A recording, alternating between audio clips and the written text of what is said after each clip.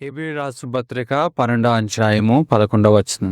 మరియు ప్రస్తుతమందు సమస్త శిక్షయు దుఃఖముగా కనబడునే గాని సంతోషకరముగా కనబడదు. అయినను దాని యందు అభ్యాసం కలిగిన వారికి అది నీతి అను సమాధానకరమైన వాళ్ళని చూసారా.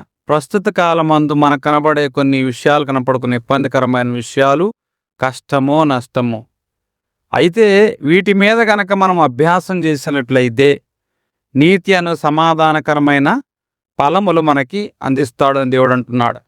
కష్ట నష్టాలు దేవుడు నేర్పించే పాఠములు. మన జీవితంలో కూడా దేవుణ్ణి ఎప్పుడు ఎక్కువగా గుర్తు చేసుకుంటామంటే సంతోషముల కన్నా శ్రమల అనుభవాల్లో ఉన్నప్పుడే మనం ఎక్కువగా దేవుణ్ణి గుర్తు చేసుకునే వారుగా ఉంటాం. దేవుడు శ్రమల్లో లేకపోతే కష్టములో 3 భాషల్లో మాట్లాడతాడు. ఆశీర్వాదం ద్వారా మనల్ని ఆకర్షిస్తాడు, వాక్యం ద్వారా మనల్ని బోధిస్తాడు, కష్టంలో మనల్ని ఏం చేస్తాడంటే మార్చివేయవాడుగా ఉంటాడు. ఎందుకంటే ఈరోజు నీవు నశించిపోవుట దేవుని చిత్తము కాదు, కానీ నమస్తము దేవుడు నీ కొరకు సమకూడి జరిగించుటకు మేలైన వాటిని సిద్ధపరుస్తూ ఉన్నాడు. నీ జీవితంలో ఇప్పుడు నువ్వు ఎదుర్కొంటున్న ఏ సమస్య అయినా, ఏ శోధన అయినా, ఏ ఇబ్బంది అయినా రాబో కాలమందు సమాధానము నీతి కలిగినట్లుగానే ఈ అనుభవాల్లో దేవుడు నిన్ను నడిపించులుగాక. హల్లెలూయా. ఏమంటున్నాడు? అయ్యా, శోధించబడిన మీదట నేను సువర్ణముగా మారెదను అంటున్నాడు. అట్లాగే మలాకి రాసిన గ్రంథము 3వ అధ్యాయము 3వ వచనంలో కూడా ఇక్కడ వెండిని శోధించినట్లు నీవు నన్ను శోధించుచున్నావు అంటున్నాడు. అంటే ఇక్కడ దేన్ని శోధిస్తున్నాడు అంటే దానిలోని మలినములు అనేవి బయటికి పోవడానికి అగ్ని చేత పుటము అనేది వేచున్న అనుభవం కనబడుతుంది. దేవుడు మనల్ని మార్పు చేసే విధానం 3 రకాలుగా ఉంటుంది. ఏమిటి? 1 నిరాధారణ, అంటే తృణీకరించబడే అనుభవము. 2 ఒంటరితనము, ఏమిటండి? ఒంటరితనము. 3 ఆలస్యము. మన జీవితంలో దేవుడు ఈ 3 అనుభవాలను అనుమతిస్తూ ఉంటాడు. ఖచ్చితంగా ఒంటరితనం వచ్చినప్పుడు, మనుషులు తృణీకరించినప్పుడు, ఏదైనా విషయాలు ఆలస్యం జరుగుతున్నప్పుడు మన జీవితంలో కొంచెము శ్రమగా అనిపిస్తూ ఉంటుంది. అసలు దేవుడు నన్ను చూస్తున్నాడా అనిపిస్తూ ఉంటుంది. ఇక్కడ మోషేని దేవుడు ఉన్నతమైన ప్రణాళికలో భాగంగా ఇశ్రాయేలు కొరకు ఆయన అనాది ప్రణాళికలో భాగంగా శోధించిన వాడుగా ఉన్నాడు.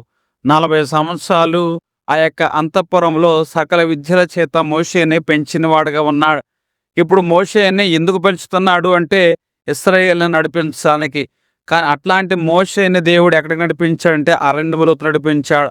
పశువులు కాసే కాపరిగా చేసిన వాడుగా ఉన్నాడు. 40 సంవత్సరాల పాటు గొర్రెలు కాస్తూ ఉన్నవాడుగా ఉన్నాడు.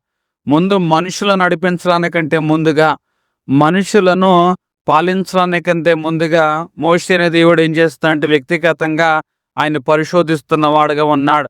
వ్యక్తిగతంగా ఆ యొక్క ఒంటరితనం అనే అనుభవాల్లో మోషేని దేవుడు ఏం చేస్తాడంటే మందనం ఎప్పటి ద్వారా బలపరుస్తున్న వాడుగా ఉన్నాడు. పొదలో నుంచి మాట్లాడిన వాడుగా ఉన్నాడు. ఈరోజు నీ జీవితము అరణ్యపు అనుభవంలోకి వచ్చిందంటే నువ్వు అనుకోవచ్చు, నాతో పాటు ఎవరూ లేరు, నేను ఒంటరిని అని అనుకోవచ్చు. నీ జీవితము అరణ్యపు అనుభవంలోకి వచ్చినప్పుడు మాత్రమే పొదలో ఉన్న దేవుడు నీతో మాట్లాడతాడు. హల్లెలూయా. అంతఃపురంలో దేవుడు ఎప్పుడు 40 సంవత్సరాల కాలంలో మోషేతో మాట్లాడలేదు. అరణ్యంలోకి వచ్చిన తర్వాత పొద అనే అనుభవాన్ని మోషే ఎదుర్కొన్న తర్వాతే ఆ యొక్క మోషే దేవుడితో మాట్లాడిన వాడుగా ఉన్నాడు. అలాగే మన జీవితంలో కూడా అరణ్యపు అనుభవం అనేది ఎప్పుడైతే ఎదురవుతుందో అప్పుడు మనము దేవునితో మాట్లాడే అనుభవాన్ని సంపాదించుకుంటాం. దేవుడు మనతో మాట్లాడే విధానాల గురించి చెప్తున్నాం. మొదట ఆశీర్వాదం ఇచ్చి ఆకర్షిస్తాడు, వాక్యం చేత ఏం చేస్తాడు అటండి బోధిస్తాడు, కష్టం ద్వారా మారుస్తాడు. అయితే ఈ క్రమంలో మనకి ఒంటరితనం ఒకటి ఏం చేస్తాడు? 1 ఒంటరితనము, 2 నిరాధార అంటే తృణీకరణ అనే అనుభవము, 3 ఆలస్యం అనే అనుభవాలు. ఈ 3 అనుభవాలు మన జీవితంలోకి తీసుకురావడం వలన అసలు దేవుడు నా పక్షంగా పనిచేస్తున్నాడా లేదా అనే అవిశ్వాసపు అనుభవాలు మన జీవితంలో తీసుకొస్తూ ఉంటాడు. కానీ మోషే జీవితంలో అరణ్యం లేనిదే ఏమి లేదంటే నాయకత్వం లేదు. అరణ్యం ద్వారా మోషేని దేవుడు ఏం చేశాడంటే నాయకత్వంలో సిద్ధం చేసిన వాడుగా ఉన్నాడు. ఇక్కడ లాజరు కనబడుతున్నాడు. అక్కా చెల్లెళ్ళు యేసుక్రీస్తు ప్రభువారికి కబురంపించారు, నా సహోదరుడికి బలహీనత ఉంది, త్వరగా రండి అని యేసుక్రీస్తు ప్రభువారు ఆ మాట విన్న తర్వాత బయలుదేరొచ్చా. ఆయన వచ్చేసరికి 4 రోజులైంది. అప్పటికే లాజరు చనిపోయి ఎన్ని రోజులవుతుంది? 4 రోజులయిపోయిందటండి. ఎంతో వాసన కొట్టేటువంటి అనుభవము. దేవుడు వెంటనే స్పందించి, వెంటనే లాజరు దగ్గరికొచ్చి, వెంటనే లాజరుకు స్వస్థత ఇస్తున్నట్లయితే అందరిలాగానే లాజరు గురించి మాట్లాడుకునేవారు. ఈయన ఏదో కనికట్టు చేశారు అనేవారు.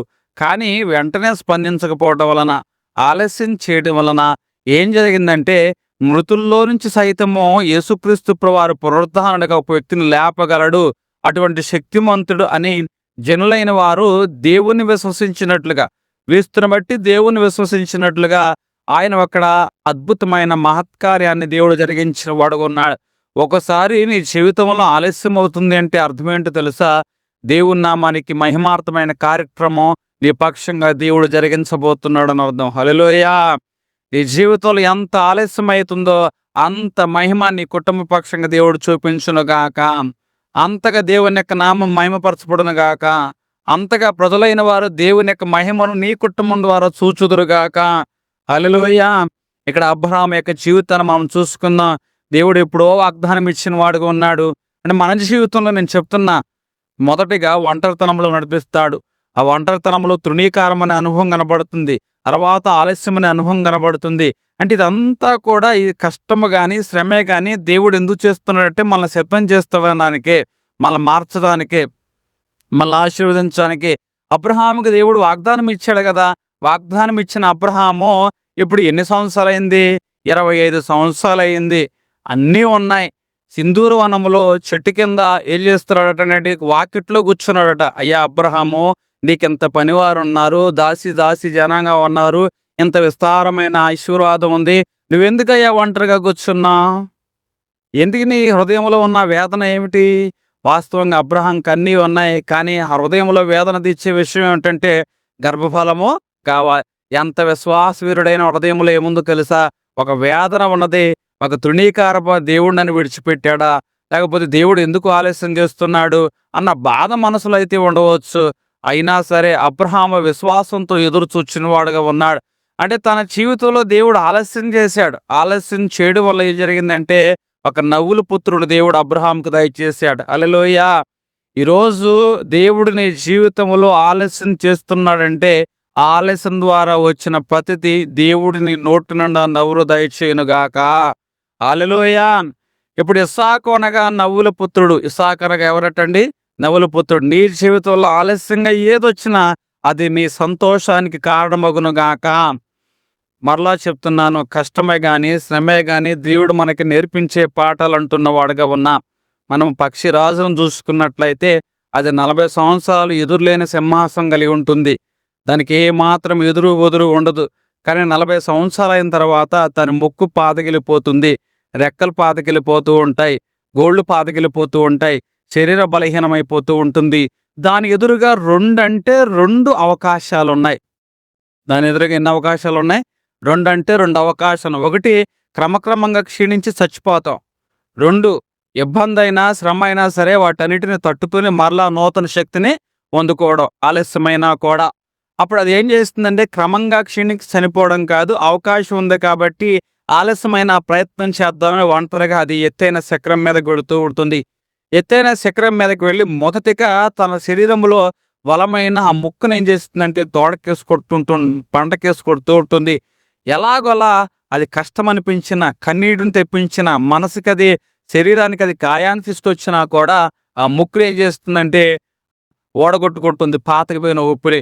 ఆ ముక్కు ఓడగొట్టుకున్న కొన్ని రోజులకి అది ఏం చేస్తుందంటే తన శరీరంలోని పొదునైన ఆ గోళ్ళనే ముసలితనం అయిపోయింది, చాలా బలహీనమైపోయి ఆ బలహీనమైన గోళ్ళ మళ్ళా రాతి చేత కొట్టి ఆ గోళ్ళను ఓడగొట్టుకుంటుంది.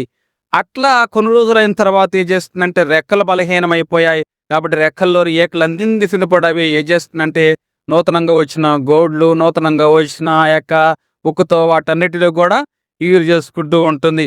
అట్లా కొన్ని రోజులు రెక్కల్లో నూతనమైన ఈకలు వచ్చేంత వరకు కూడా అట్లాగే సూర్యరశ్మి కిరణాలను తన దేహం మీద ఉంచుకొని ఆ గాయాలన్నిటిని కూడా సూర్యుడిని ఎండ చేత మాన్పడం చేసుకుంటుంటుంది. అట్లా 5 మాసాల పాటు ఈ యొక్క పక్షిరాజు ఆ ఎత్తైన శిఖరం మీద మొదటగా ముక్కును, తర్వాత కాళ్ళగోరును, తర్వాత ఈకలను, వీటన్నిటినీ కూడా నూతనపరుచుకుని నూతనమైన ఫలమును పొందుకుంటుంది. 5 నెలల తర్వాత మరలా అది ఏం చేస్తుందంటే నూతనమైన శక్తితో అది ఎదురు చూస్తూ ఉంటుంది. ఒక సూర్యకిరణాలు ఏ విధంగా అయితే పక్షిరాజుకు నూతనమైన ఫలం ఇచ్చిందో, యెహోవా కొరకు ఎదురు చూచు వారికి నూతన బలము దేవుడిచ్చును గాక. హల్లెలూయా. ఆ యొక్క 5 నెలల ప్రయాస 5 నెలల ప్రయాస మరలా ఈ పక్షిరాజు ఎన్ని సంవత్సరాలు పోతుంది తెలుసా? 30 సంవత్సరాలు పోతుంది. ఎన్ని సంవత్సరాలటండి? 30 సంవత్సరాలు. ఈరోజు కొద్ది కాలపు శ్రమ మన జీవితంలో మనం చదువుకున్నాం కదా, మన జీవితంలో కొద్ది కాలం శ్రమ ఉంటుంది. ఆ శ్రమ గుండా నువ్వు నడిపించబడినప్పుడు అవి సమాధానం, నీతి అనే ఫలమును పొందుకుంటావని మర్చిపోవద్దు అని దేవుడు చాలా స్పష్టంగా చెప్తున్నాడు. ఆ 5 మాసాల శ్రమ ఏం చేస్తుందంటే 30 సంవత్సరాల ఆయుష్ను అది పొడిగించుకునేలా చేసింది. దేవుని నామానికి మహిమ కలుగును గాక. అంటే మన జీవితంలో శ్రమ, శోధన ఒక కాలం ఉంటుంది. ఆ కాలంలో అన్నిటిని మనం కోల్పోవలసి వస్తుంది. దేవుడు నీకు కోల్పోతున్న పాతవి ఎందుకు నీకు ఈ జీవితంలో ఆలస్యం చేస్తున్నాడు, ఎందుకు తృణీకరిస్తున్నాడు, ఎందుకు వంతతనంలో తీసుకొస్తున్నాడు అంటే కొన్ని పాత సంబంధాలు నీలోంచి బయటకొడడానికి, పాత అలవాట్లు నీలోంచి దూరం చేయడానికి, పాత యొక్క వ్యక్తిత్వపు అనుభవాలు నీలోంచి దూరం చేయడానికి ఈ శ్రమ అనే అనుభవాన్ని దేవుడిని జీవితంలో తీసుకొచ్చాడు. ఈ కష్టమైన అనుభవాన్ని దేవుడు తీసుకొచ్చాడు. అయ్యా ఎందుకయ్యా నా జీవితం అనుకుంటా, ఈ వచ్చుటను బట్టినే దేవుడు నీకు నూతనమైన శక్తినిచ్చును గాక, నూతనమైన బలం ఇచ్చును గాక, దేవుల్లో మరింత ఎదుగుదువుగాక. హల్లెలూయా. ఇక్కడ దేవుడు చెప్తున్న మాట, ఈ పక్షిరాజు ఎన్ని సంవత్సరాల ఆయుష్ను పెంచుకుందంటండి? 30 సంవత్సరాల ఆయుష్ను అది పెంచుకుంటుంది. కొన్నిసార్లు దేవుడు మనల్ని విడిచిపెట్టేసాడు, మనల్ని వదిలేసాడు, మనల్ని వెరకొడుతున్నాడు అంటే అర్థం ఏమిటంటే ఆయన వెరకొడతానికి కాదు, నూతనముగా నిన్ను బలముగా నిర్మించడానికి. హల్లెలూయా. రెండవ అనుభవం నేను చెప్తున్నాను. కష్టం ఏం చేస్తుందంటే మన యొక్క అసలైన స్థితిని బయట పెడుతూ ఉంటుంది. చాలా మంది అందరూ కూడా సంతోషంలో విశ్వాసంగానే కనపడతాం, సంతోషంలో ప్రార్థనాపరులుగానే కనపడతాం. కానీ కష్టం వచ్చినప్పుడే కదా నిజమైన విశ్వాసి అతని యొక్క ప్రార్థన ఏమిటో, అతని యొక్క భక్తి ఏమిటో తెలుస్తూ ఉంటుంది. సామెతలు రాసిన గ్రంథము 17వ అధ్యాయం 3వ వచనం మనం చూసుకున్నట్లయితే ఇక్కడ కనపడుతుంది. వెండికి మోస తగిలినది, బంగారము కొలిమికి తగిలినది, అన్నిటికీ పరిశోధకుడు ఎవరటండి? యెహోవా. వెండికి మోస తగిలినది, బంగారానికి కొయ్య తగిలినది. అంటే ఒక్కొక్క దానికి ఒక రకమైన పరీక్షను దేవుడు అనుమతించిన వాడుగా కనపడుతున్నాడు. ఒక్కో దానికి ఒక రకమైన పరీక్షను. అంటే ఇక్కడ బంగారం తయారు చేయాలన్నా, వెండికి తయారు చేయడన్నా ఒక్కొక్క దానికి ఒక్కొక్క పరీక్షను. ఇప్పుడు నీ జీవితంలో కష్టం వచ్చిందంటే దేవుడు ఏం చేస్తాడు? ఈలో కొత్త స్వభావం సృష్టిస్తాడా? లేదు, నీ లోపల ఉన్నదాన్ని బయట పెడతాడు. నష్టం వచ్చిందంటే కొత్తగా నీలో ఉన్న కొత్త వాటిని ఏమి సృష్టించడు, నీ లోపల ఏదో అది బయట పెడతాడు. మనం అప్పుడప్పుడు నా వేడి నీళ్ళలో ఏం చేస్తామంటే, ఇప్పుడు కాఫీ వచ్చేసినాయి కదా, ఏంటి వచ్చినాయి, గ్రీన్ టీలు వచ్చినాయి కదా, గ్రీన్ టీ ప్యాకెట్లు ఏం చేస్తాడు, వేడి నీళ్ళలో ఆ ప్యాకెట్ని కనుక వేసామనుకో ఏం జరుగుతుంది? కాసేపటికి దాని యొక్క రంగంతా దాని యొక్క రుచి అంతా అంటే వేడి నీళ్ళు ఏం చేసినాయి అంటే దానిలోని స్వభావాన్ని బయట తీసుకొచ్చు. దానిలోనే కొత్తగా ఏం సృష్టించాల, ఆ ప్యాకెట్లో అది కొత్తగా ఏం సృష్టించాల, కానీ వేడి నీళ్లు ఆ ప్యాకెట్లోని స్వభావాన్ని ఏం చేసినాయి? బయటికి తీసుకొచ్చాయి. అట్లాగే మన జీవితంలో కూడా శ్రమలు అనేవి కొత్తగా మనల్ని ఏమి సృష్టించవు, కొత్తగా మనల్ని ఏమో మనుషులకు పరిచయం, మనలోని స్వభావాన్ని అది బయటికి తీసుకొచ్చేదిగా ఉంటుంది. ఇప్పుడు ఏమన్నాడు? అంతా నష్టపోయాడు. అంతా నష్టపోయినప్పుడు స్నేహితులు ఏమన్నా నువ్వు ఏ పాపం చేసావు, నువ్వు తిరిగి పెట్టుకోకుండా ఏదైనా చేసావు అనుకుంటా, అందుకే అసలు ఎక్కడ ఘోరం ఎక్కడైనా జరిగిందా అని బాధ ముసుగులో వారిని ఏం చేస్తున్నారంటే మానసిక హింస పెడుతున్నారు. కొంతమంది మనుషులు ఉంటారు, పరామర్శకు వస్తూ ఉంటారు, బాధ ముసుగులోకి వచ్చి మానసిక హింస పెడతారు. ఏ పాపం చేశారంటావు, ఇక్కడ జరిగిందంటావు, పూర్వం ఏమైనా పాపం మీ వాళ్ళు ఏమైనా పాపం చేశారా అంటే ఈరోజు నువ్వు పరామర్శకు వెళ్ళకపోయినా బాధలు, ఇట్లాంటి కంపు మాట మానేసుకుదా. మరలా నేను చెప్తున్నాను, బాధ ముసుగులో మానసికమైన హింస పెట్టేవాళ్ళు చాలా మంది ఉంటారు. అట్లాంటి మాటకు నువ్వు దూరం అవుదువుగాక. ఇప్పుడు ఏపు చుట్టూ స్నేహితులు చేరారు, ఏం చేసేవంటా మేము, అసలు కలలు తెచ్చిపోతావు ఏంటయ్యా, అదేంటయ్యా పశువులు తెచ్చిపోతాం, అదేంటయ్యా నీకు అనారోగ్యం వస్తావు, నువ్వేదో పాపం చేస్తుంటావు, ఎవరు బెదిరేట్లనే అన్నట్లుగానే మాట, అసలు దేవుడే మర్చిపోయాడు అనుకుంటా, దేవుడే నిన్ను విడిచిపెట్టేసాడు అనుకుంటా అన్నట్లుగా మాట్లాడుతున్నా. బాధ ముసుగులో ఏం చేస్తాడంటే మానసికమైన హింస చేస్తూ ఉన్నప్పుడు కూడా ఆయన ఏమంటాడు, యెహోవా ఇచ్చును యెహోవాయే తీసుకొని పోను. అంటే ఇప్పుడు ఏబులో కొత్త మనిషిని దేవుడు తీసుకురాలా, ఏబు లోపల ఉన్నదాన్ని దేవుడు బయటపెట్టాడు. ఏబు లోపల ఉన్నదాన్ని దేవుడు పెట్టాడు. ఈరోజు మనం ఏదైతే మనసులో అనుకుంటో అదే నోటి ద్వారా మాట్లాడతాం. ఏదైతే ఆశిస్తామో అదే ఆ హృదయంలో నింపబడుతుంది, అదే నోటి ద్వారా మాట్లాడతాం.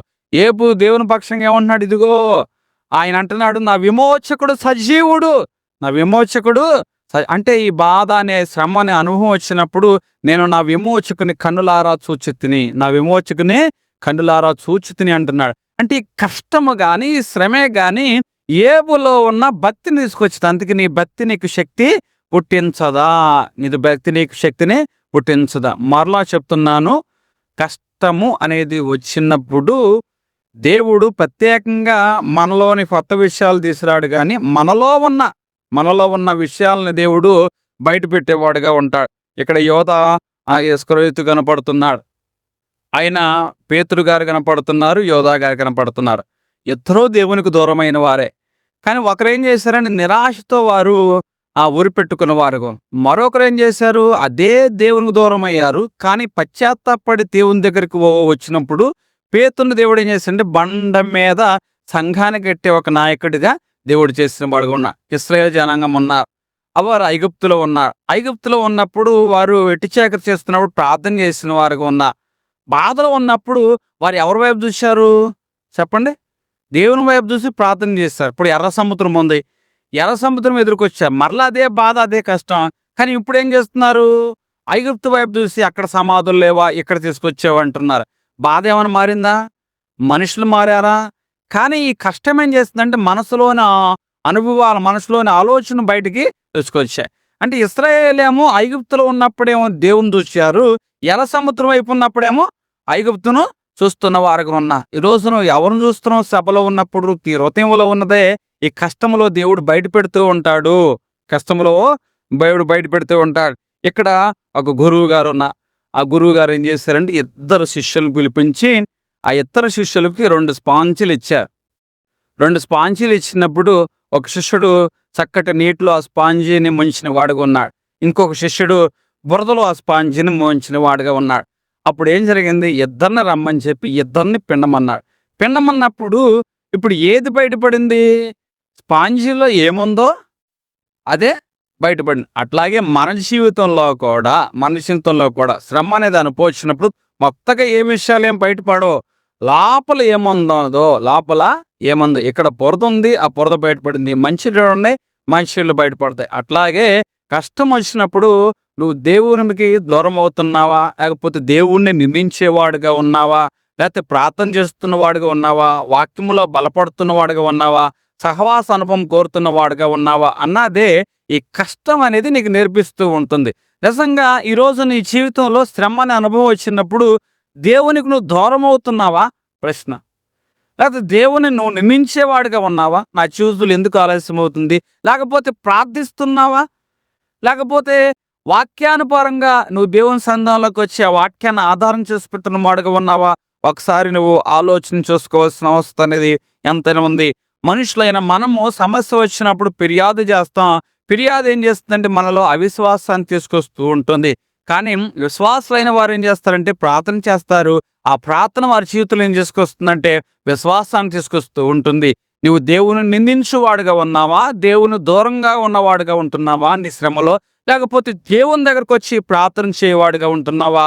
ఒకసారి మనము ఆలోచన చేసుకోవాలి. నీ శ్రమ దేవునికి దూరంగా నడిపిస్తుందా, దేవునికి దగ్గరగా నడిపిస్తుందా? చెప్పండి. అన్న యొక్క శ్రమ దేవునికి దూరంగా నడిపించిందా, దేవునికి దగ్గరగా నడిపించిందా? చెప్పండి. ఎక్కడ నడిపించింది? నా ప్రాణమా, నా అంతరంగ సమస్తమా యెహోవాను సన్నుతించము, ఆయన చేసిన మేళన దేనిని మరువకము అంటున్నా. అంటే అంత శ్రమల్లో కూడా దావీదు గారు ఆ శ్రమ దేవునికి దగ్గరగా నడిపించిందా, దేవుని దూరంగా నడిపించిందా? అంతరంగంలోని సమస్తంతో ఏం చేస్తున్నాడు, దేవుడు చేసిన మేలును దేనిని, ఆయన చేసిన ఉపకారములు దేనిని మరువద్దు అంటున్నావా? ప్లీజ్, శ్రమలో ఆయన చేసిన ఉపకారాలు జ్ఞాపకం చేసుకుంటున్నావా? ఒక విద్యార్థి, ఒక సహోదరుడు ఎప్పుడూ కూడా లేని దాని గురించి మాట్లాడుతున్నా.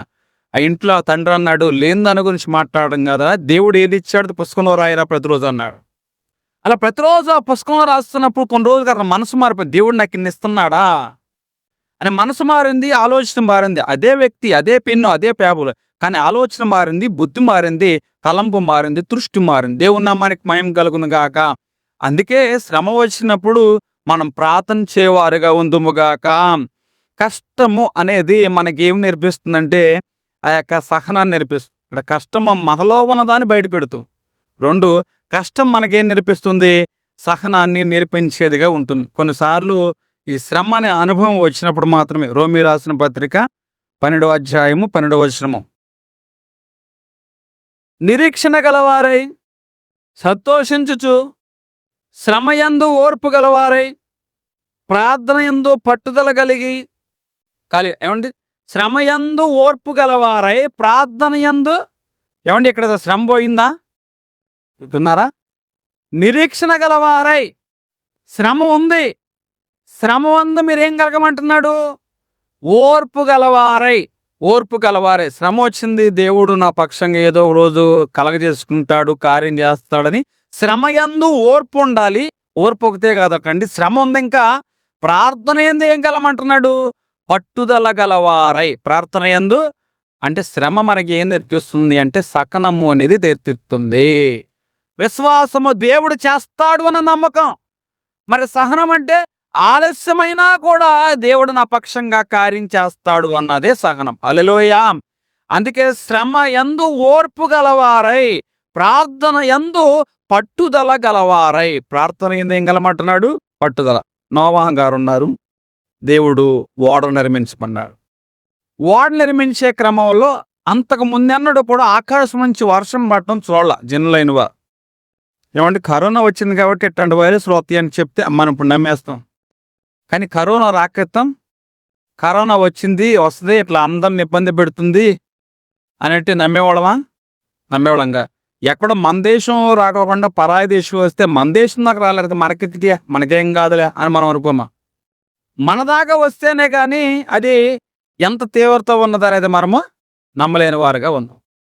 ఇప్పుడు నోవాహు యొక్క విషయం, వర్షం ఆకాశం నుంచి వస్తుందంటే ఎక్కడో పడతాడు, మనకెందుకు వర్షం మనం ఎన్నడూ చూడలేదు, ఇప్పుడు ఎప్పుడు లేనిది కొత్తగా ఈ వెత్త ఏంటి, ఆకాశం నుంచి వర్షం పడుతాయండి.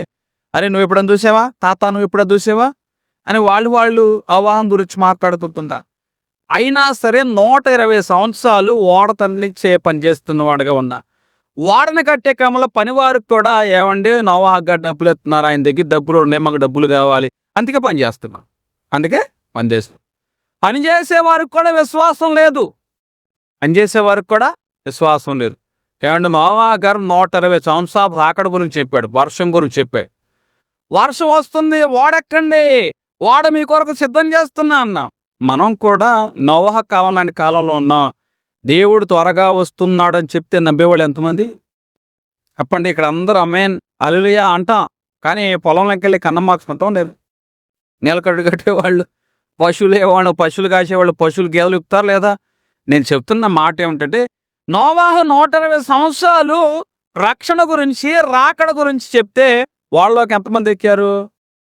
అందుకే పిలువబడిన వారు అనేకులు, కానీ విందులో ఏకీభవించేవారు 10 మంది. హల్లెలూయా. మళ్ళా నేను చెప్తున్నాను, 120 సంవత్సరాల పాటు నోవాహు ఆ యొక్క రాకడ గురించి, వర్షం గురించి చెప్పారు. జనులైన వారు చులకనగా మాట్లాడారు, హేళనగా చేశారు, అవమానంగా చూశారు. అయినా కూడా మనుషుల యొక్క వ్యతిరేకత ఉన్నా, ఆలస్యం జరుగుతూ ఉన్నా కూడా నోవాహు తన పనిని నమ్మకంగా కొనసాగించాడు. కాబట్టి ఇప్పుడు దేవుడు ఏం చేశాడు, నోవాహు పుట్టమ్మ లోపల పంపించి తలుపేశాడు. ఆ తలుపు వేయడం వల్ల ఏం జరిగింది, దేవుడు ఇస్తానన్న వర్షం, తీసుకొస్తానన్న వర్షం వచ్చింది. ఎవరు ఏ రోగంతో చచ్చిపోలా, కేవలం నీటి దెబ్బ చేత సమస్త మానవాళి తుడిచిపెట్టుకుపోయి, సమస్త మానవాళి దేవుడు ఏం చేశాడు, తుడిచివేశాడు. ఇళ్ళని గనక నీటితో ఊడ్చినట్లుగా ఈ భూమి మీద ఉన్న సమస్త జీవరాశిని అంతటిని దేవుడు ఊడ్చేసి, అంతటా దేవుడు ఏం చేశాడటండి, ఆ నీటి దెబ్బ, మొదటి రాకలు ఏమొచ్చిందటండి, నీటి దెబ్బ కొట్టింది మనుషులైన వారికి. ఇక్కడ శ్రమ యందు ఓర్పు గలవారై, ప్రార్థన యందు పట్టుదల గలవారై. ఇక్కడ శ్రమ మనకేం ఏం నేర్పిస్తుందంటే సహనం నేర్పిస్తుంది. శ్రమ మనకేం నేర్పిస్తుంది అంటే మనుషుల హేళనలు గాని, చులకన గాని, అవమానపు మాటలు గాని ఇవన్నీ ఉన్నాయని మెలకుండా కూర్చున్నాడా? మరలా తన పనిని తను కొనసాగించాడా? ఎవరు ఎన్ని మాటలు అంటున్నా కూడా తన పనిని తాను కొనసాగించాడు కాబట్టి దేవుని యొక్క పిలుపులో అతడు భాగమైన వాడుగా ఉన్నాడు. హల్లెలూయా! ఇప్పుడు రెండవ అనుభవం. సిమియోను అనే వ్యక్తి ఉన్నాడు. వృద్ధాప్యంలోకి వచ్చాడు. యేసుక్రీస్తు ప్రభువారిని కన్నులారా చూడాలన్న ఆశ. కానీ ఈ వృద్ధాప్యము యేసుక్రీస్తు ప్రభువారిని చూడనిస్తుందా? అప్పుడు దాకా బ్రతుకుతానా అన్న ఆందోళన. దేవుడు చెప్పాడు, అతన్ని నువ్వు కనులారా చూచేంత వరకు నీకు చావు రాదు. అప్పటి వరకు సిమియోను ఏం చేస్తున్నాడు? వృద్ధాప్యుడటండి, వృద్ధాప్యంలో కలిగేవాడు. ఆయన కనులారా చూచు వరకు అతడు సహనం కలిగిన వాడుగా ఉన్నాడు. సహనం కలిగిన వాడుగా ఉన్నాడు. ఆ సహనం కలిగి ఒకరోజు యేసుక్రీస్తు ప్రభువారిని ఏం చేశాడటండి? కన్నులారా సిమియోను యేసుక్రీస్తు ప్రభువారిని ఎన్నో సంవత్సరాల నిరీక్షణ తర్వాత ఆ జీవితంలో దేవుడు ఏదైతే చెప్పాడో చెప్పిన దాన్ని అతడు చూడగలిగిన వాడుగా ఉన్నాడు కదా. కష్టము మన జీవితంలో ఏం చేస్తుందంటే సహనాన్ని నేర్పిస్తుంది. హల్లెలూయా! అలాగే నీ జీవితంలో కూడా ఏ కష్టం వచ్చిందో ఈ కష్టము దేవుడు నీకు సహనాన్ని నేర్పించునుగాక. ఒక సహోదరి ఉంది. ఆ సహోదరి ఇతర తోటకోళ్ళ మధ్య ర్యాంప్ బాగుంది, చక్కగా అన్నీ బాగున్నప్పుడు అత్తగారి మీదకి వీళ్ళిద్దరికి కొంచెం కొర్రు వచ్చింది. అత్తగారి మీద కొర్రు వచ్చినప్పుడు అత్తగారు ఎక్కడ జంక్షన్ పోయినా నూజేడు వెళ్ళినా ఎన్న వీళ్ళిద్దరు పోసుకుని పోకి ఊసులు చెప్పుకునేవారు. ఈ తోటికోళ్ళిద్దరు ఊసుని ఎవరి మీద చెప్పండి, అత్తగారి మీద చెప్పు. ఇది నిజంగా సంగమం యొక్క సంఘటన. పేరు, ఊరు, అడ్రస్ మంచారు. అర్థమవుతుందా? నిజంగా సంఘంలో జరిగిన ఏం జరిగింది? ఇద్దరు పెద్దోళ్ళు ఎవరో చిన్నోళ్ళు ఎవరో చెప్పను కానీ చెప్పున్నారు. ఎన్ని పోగు చేసుకున్నారంటే పెంట పుప్పాడు అవదు అన్ని టక్కులు పోగు చేసుకున్నారు. పోగు చేసుకున్న తర్వాత ఏం జరిగిందని ఏమలాగానే ఉంది. ఏమేమలాగానే ఉన్న తర్వాత వీళ్ళిద్దరి మధ్య ఏం వచ్చిందంటే మాట వచ్చింది. అలా మాట వచ్చిన తర్వాత ఇప్పుడు ఒక కోడలో అత్తగారి యొక్క మనసు ఎరిగింది. ఒక కోడలో అత్తగారి మనసు ఎరిగింది. అవంది, అమ్మా నా మీద మీకు ఏదైనా కొంచెం వయసుని బట్టి కానీ ఆలోచన బట్టి కానీ ఏదైనా భేదాభిప్రాయం ఉండవచ్చు కానీ అయినా ఎక్కువ మాటలు అనేవి మీ నిద్ర మర్చిపోవడం మంచివి కాదు. మీరు దీర్ఘకాలం పాటు కుటుంబాన్ని మీరు నడిపించవలసిన వారు. మీరు తరపు సమాధానం ఉంటేనే కుటుంబంలో సమాధానం ఉంటుంది అని ఆమె చెప్పినా కూడా ఇవి ఎప్పుడు వెళ్ళిపోతా ఇట్లా విషయాలన్నీ చెప్పుకుందామని వీళ్ళను అట్లా చెప్పుకోవటం వల్ల వీళ్ళిద్దరి మధ్య ఈ ఇంట్లో ఎర్రజేమ ఇంతోరా ఇంట్లో ఎర్రజేమ లక్ష్మణ్ రగ్గిస్తుంది. నీ ఎర్రజేమ నా ఇంట్లోకి ఎత్తావో వీలేదని. ఇప్పుడు మొన్న మధ్య ఇంటికి వెళ్ళినప్పుడు ఆ సహోదరి మాట్లాడుతున్నప్పుడు, అయ్యా ఇట్లా చేసారా, ఇట్లా చేసే అమ్మ ఏటమ్మా అంటే, అన్నయ్య కాలం నేర్పించిందని ఏ మాటలు చెప్పాలో ఏ మాటలు చెప్పకూడదు, అందుకే ఇప్పుడు అన్నీ చెప్పట్లేదనియా, కొన్ని విషయాలు నేను దాపరకంగా ఉంచుతున్నానని చెప్తూ. అంటే శ్రమ ఆమె జీవితంలో ఏం నేర్పించింది? వెంటనే అన్ని విషయాలు చెప్పేయాలని కాదు కానీ కొన్ని విషయాలు ఏం చేసిందంటండి, ఆపుకొని కుటుంబాన్ని రక్షించుకున్నట్లుగా, కుటుంబానికి సమాధానకరంగా ఉన్నట్లుగా ఆ యొక్క శ్రమ ఆ సహోదరికి ఓర్పు నేర్పించింది అని అంటుంది. ఎన్నిసార్లు చూడాలని చూశారు కదా, చూసిన తర్వాత అర్థమైన అనుభవాలు బట్టి నేను కొన్ని విషయాలు నేర్చుకుని కొన్ని విషయాలు క్షేమ నిమిత్తము మాట్లాడుకుని ఆగుతున్నామని అసవచ్చు. అంటే మన జీవితంలో కూడా కొన్ని అనుభవాలు అనేవి ఎదురైతేనే గాని సహనం అనేది రాదు. నీవు రాదటండి సహనం అనేది. ఇప్పుడు శ్రమ మన జీవితంలో ఏమి నేర్పిస్తుంది?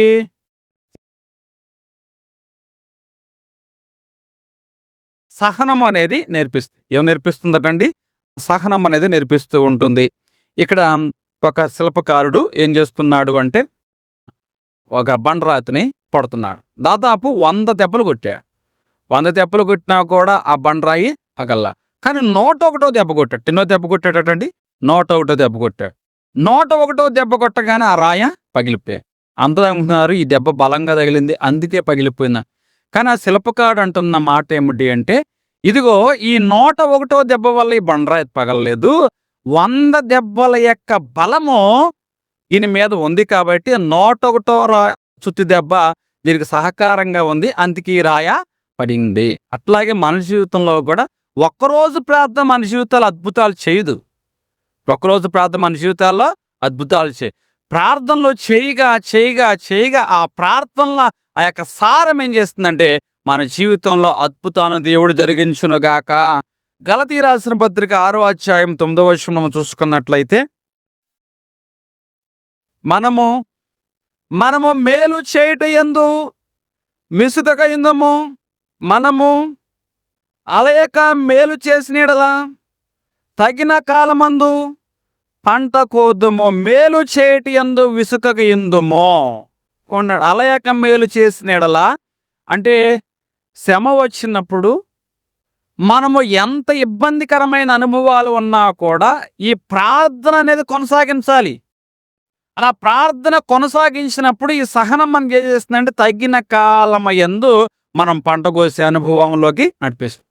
మరి యొక్క అనుభవం చివరిగా ఇప్పుడు ఈ యొక్క కష్టము మనకి ఏమి నేర్పిస్తుందంటే ప్రార్థన నేర్పిస్తుంది. కష్టం మనకేమి నేర్పిస్తుందండి? ప్రార్థన నేర్పిస్తుంది. మనం అందరం ప్రార్థన చేస్తాం, కానీ అన్ని ప్రార్థనలు ఒకేలాగా ఉండవు. ఒక్కొక్కరి ప్రార్థనలో ఒక్కొక్క లోతైన బాధ ఉంటుంది. సంతోషంలో ఉన్నప్పుడు మాటలు ఉంటాయి ప్రార్థనలో, కానీ దుఃఖంలో ఉన్నప్పుడు హృదయంలో ఉన్న స్పందన ఉంటుంది. కీర్తనలో 130 అధ్యాయము ప్రారంభ వచనం మనం చూసుకున్నట్లయితే, యెహోవా అగాధ స్థలంలో నుండి నేను నీకు మొరపెట్టుచున్నాను. మా ప్రభువా నా ప్రార్థన ఆలకించుము. నీ చెవి యొగ్గి నా ఆర్తధ్వని అగాధ స్థలంలోంచి మొరపెడుతున్నాను. ఇప్పుడు అందరి ప్రార్థన ఒకేలాగా ఉన్నాగా, ఈయన ప్రార్థన ఏంటంటే నా ఆర్తధ్వని ఏమిటండి? నా ఆర్తధ్వని ఆలకించుము. ఆర్తధ్వని అంటే హృదయములో ఉన్న లోతైన దుఃఖము గురించి ఇతడు మాట్లాడుచున్నవాడుగా ఉన్నాడు. మరలా చెప్తున్నాను, శ్రమ మనకి సహనం నేర్పడం మాత్రమే కాదు, కానీ ఈ శ్రమ మనకి ప్రార్థన కూడా నేర్పిస్తుంది. హిజ్కియా దగ్గరికి ప్రవక్త అయిన యెషయా వచ్చారు. అయా నీ ఆయుష్ కైపోయింది, దేవుడు అంతా ఇక చక్కదిద్దుకోమన్నాడు అని ఆ ప్రవక్త హిజ్కియాకి చెప్పినప్పుడు వెంటనే దుఃఖం కన్నీరు మారిపోయిందట. ఉదయం వేదనగా మారిపోయిందట అండి.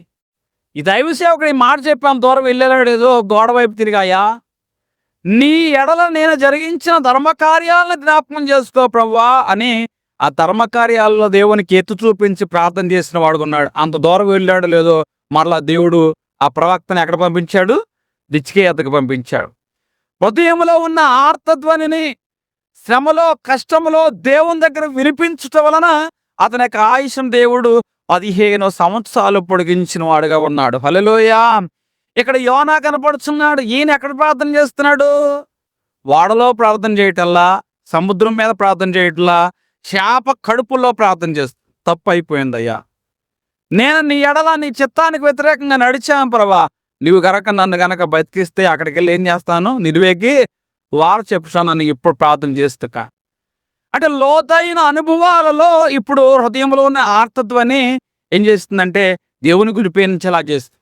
ఒకసారి మన జీవితంలో ఈ శ్రమ ఏం చేస్తుందంటే హృదయంలోని ఆర్తధ్వనిని దేవుని యొక్క పాద సన్నిధిలోకి తీసుకొచ్చేలా చేస్తుంది. హల్లెలూయా. ఈరోజు నీ జీవితంలో వచ్చే శ్రమ, ఈ శ్రమే రాకపోతే నీ ప్రార్థన మాటలుగానే ఉండిపోతుంది. కొన్ని శ్రమలు మన జీవితంలో అనుమతించబడితేనే ఈ హృదయంలోని ఆర్తధ్వని ఎవరి పాదాల మీద వేయగడతామో ఆ ఇంటిలో సింహోర్ ఇంటిలో ఆ సహోదరి గనక కన్నీటితో పాదాలు గడిగిన చూసారా, ఆ అనుభవం రావాలంటే ఈ శ్రమ గుండా నువ్వు నడిస్తేనే ఈ హృదయంలోని ఆకుతోనే దేవుని పాదాల మీద వేయగలుగుతావు. హల్లెలూయా. ఒక సహోదరుడు సముద్రంలో పనిచేస్తున్నాడు.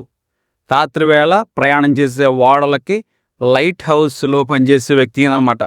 ఈయన ఏం చేయాలి? ఉద్యోగం ఏంటంటే ఆ లైట్ ఎప్పుడు వెలిగేలాగా చేయడం ఈయన యొక్క ఉద్యోగం.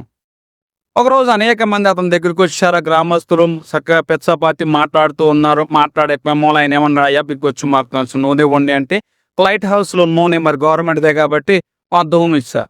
ఒక పుట్టం వచ్చి నూనె ఇచ్చాడు, మళ్ళీ రెండో పుట్టం వచ్చి నూనె ఇచ్చింది. అతడు అట్లా ఈ అనుభవం చూసి మిగతా వాళ్ళు కూడా తలా కొంచెం నూనె ఇమ్మని వచ్చేసారు.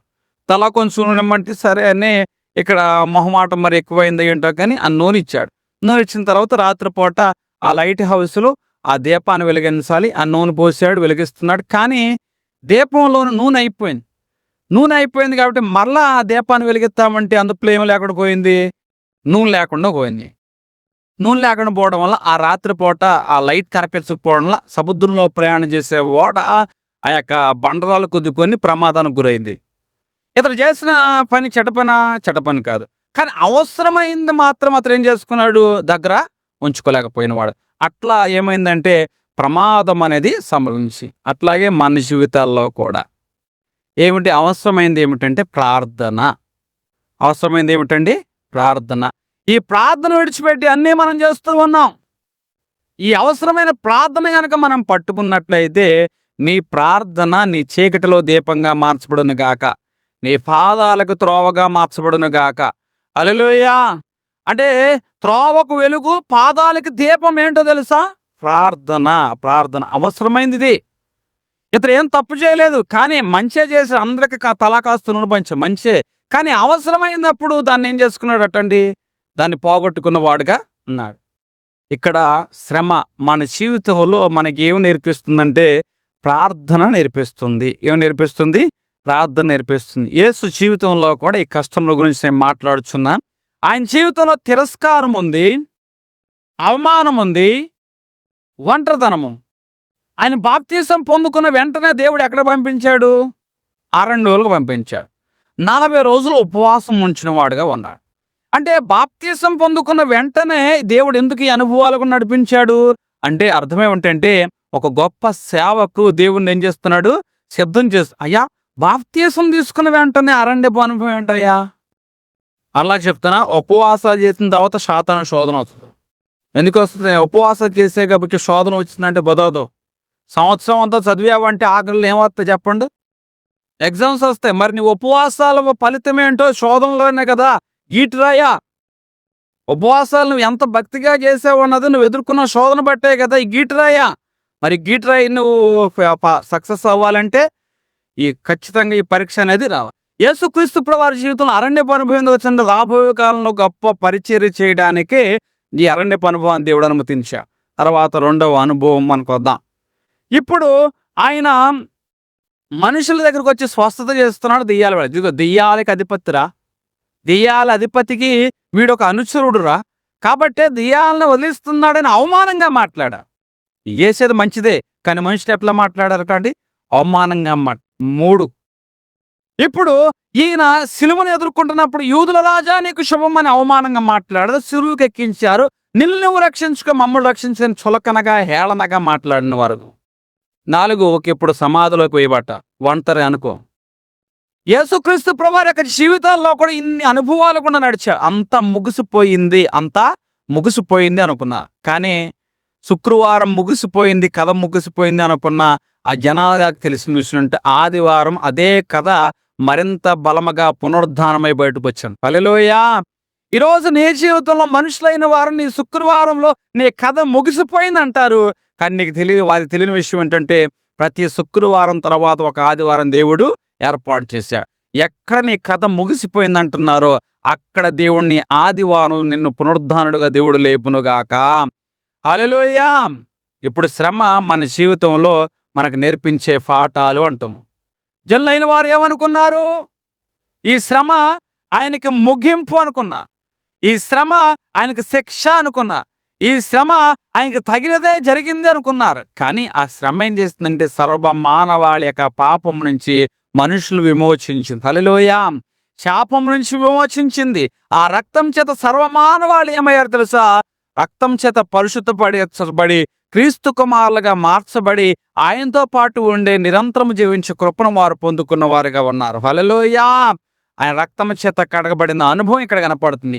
ఈ శ్రమ లేకపోతే సిలువలో రక్తాన్ని చిందించేవారా, ఈ పునరుద్ధానం లేకపోతే అనేక మంది మేము మరణించిన తిరిగి బ్రతుకుతామన్న విశ్వాసం వచ్చేదా. అందుకే బోరే అంటున్నాడు, మేము పునరుద్ధానుడైన క్రీస్తును ప్రకటిస్తున్నాము, చచ్చిపోయిన క్రీస్తును కాదు, పునరుద్ధానుడైన క్రీస్తును ప్రకటిస్తూ. ఈ శ్రమ అనేది ఉండబాటే పౌలు గారు పునరుద్ధాన క్రీస్తును ప్రకటించి అనేకమైన గొప్ప సంఘాలని ఆ ప్రాంతాల్లో కట్టిన వాడుగా ఉన్నాం.